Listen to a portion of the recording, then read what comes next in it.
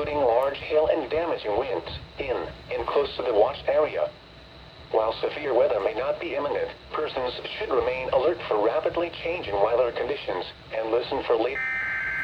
Oh my God, I am glad I'm recording. I am glad I'm recording. Are y'all seeing this right here? It's another SVR. Why didn't you go off?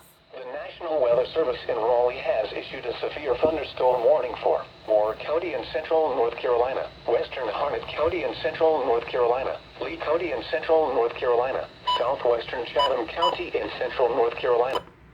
45 p.m. At 8:46 p.m., a severe thunderstorm was located 9 miles west of Carthage, moving east at 25 miles per hour. Hazard, 60 miles per hour wind gusts and quarter-size hail. Quarter-size hail radar this indicated. time. It was half dollar last hail time. Damage to vehicles is expected. Expect wind damage to roofs, siding, and trees. Locations impacted include Sanford, Southern Pines, Carthage, Pinehurst, Whispering Pines, Broadway, Robbins, Vass, Cameron, and Lemon Springs. Prepare immediately for large hail and damaging winds. People outside should move immediately to shelter inside a strong building.